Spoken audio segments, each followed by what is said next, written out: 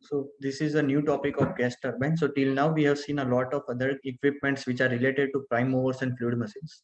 These were related to turbines, which were hydraulic turbines handling fluid, handling water as the working fluid. Then we have seen compressors.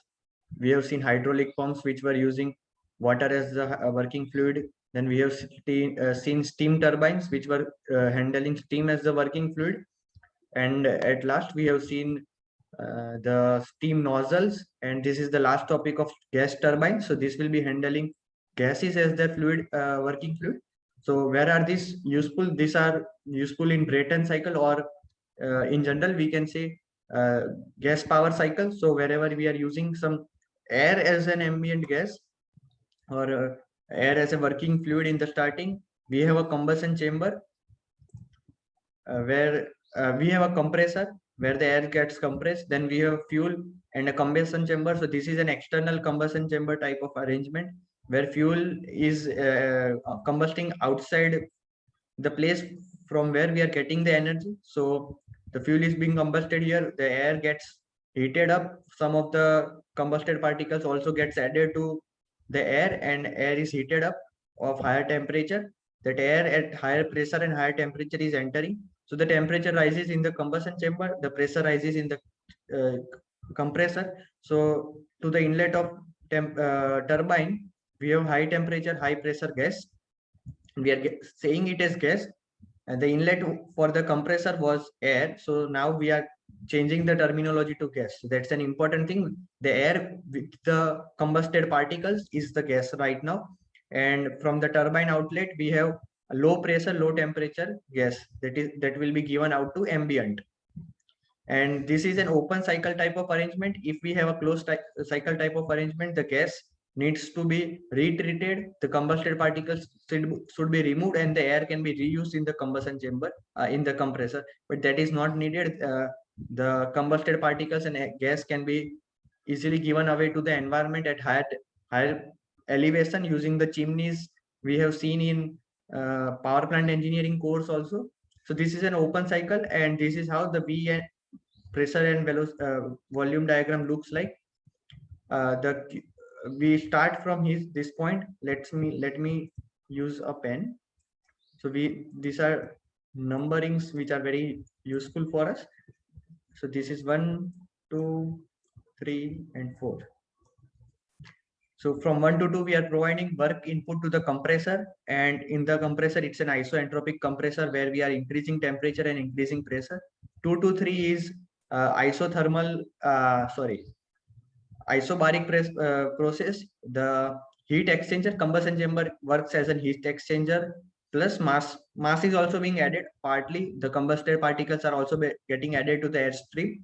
So that's and we are getting in energy using the fuel combustion. So that's all. And in the so over here we have highest pressure and highest temperature, and then we let it to go in the turbine. So this is the turbine where we get the positive work output, that is the mechanical work.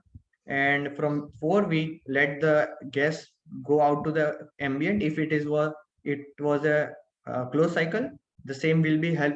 So we need another equipment, which is another heat exchanger, which will reduce the temperature and at a constant pressure to get to the point 1, initial point 1. But that is not required. So the Q out is equivalent to mass out, and Q in is equivalent to mass in, because we have a relation between mass and energy by E is equal to mc square. That is not, I can't understand that completely, but over that's how we can relate it. And over here, uh, this is the thing. So this is TS diagram. We from this point we know that pressure 2 and 3 are equal, and they are high. That is the highest pressure. And from this chart we know that the temperature T3 is the maximum. So at the inlet of turbine we have maximum temperature and maximum pressure. This chart will be very useful for you to solve numericals related to thermodynamics. Now let's come to advantages and limitations or disadvantages of gas turbine. So advantages can be it has very low emissions because the combustion is very good, and we are getting very less harmful particles because of combustion. We have very high thrust because the temperature and pressure reach very high. the temperature can also go to 600, 800 degrees Celsius, and pressures can be also very high in in kilobars in kilobars at least. The weight of the blades can be lower, and hence the thrust can be very high. And since the emissions were low, we can also control emissions, and we can also control the economy, so we can have higher efficiency.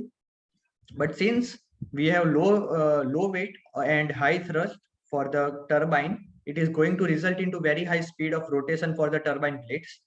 And the operating temperatures, as I said earlier, are very high, around 700, 800, 900 degrees Celsius, depending on the material. And the limit on the operating temperatures is also given by the material of which the blades are manufactured. So the high operating temperature is a negative point for us. And this gas turbine also tend to use more fuel when they are at ideal condition. Ideal means they are not working. So just as to keep the inertia going, just as to oppose the inertia and not let the turbine stop, we need to use extra power to keep on working when the fuel is not enough. And at that point, when the turbine is ideal, they have very high fuel consumption rate. And the last negative point can be they prefer a constant load rather than a fluctuating load. So if the fluctuating load happens, the efficiency can reduce very high. So it can have such efficiency curve. And if we are off the design load, the efficiency can reduce drastically. So this can be load. The force or torque can be the load. So the efficiency can reduce very high, devastatingly. So that's the negative point. And classification. So there are classifications. There can be many classifications. The first is based on the path of working fluid. So we have seen an open cycle. There can be a closed cycle, which I explained earlier. And C, we can have semi-closed or combined cycles. So what does that mean? We have a cycle working on two pressures and two temperatures on above. And the condenser for this cycle can be a combustion chamber for another cycle.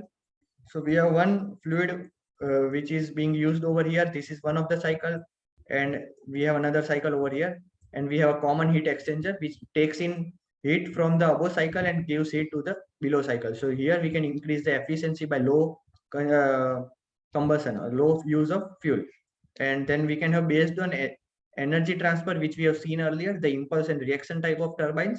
So impulse type of turbine, that means that there is not going to be any change in static pressure inside my rotor. And in the reaction type of turbine, there is going to be a change in static pressure inside my rotor. Change in static pressure can also be taken into account as isoentropic enthalpy change. So that's all. In the next video, we'll start with velocity triangles.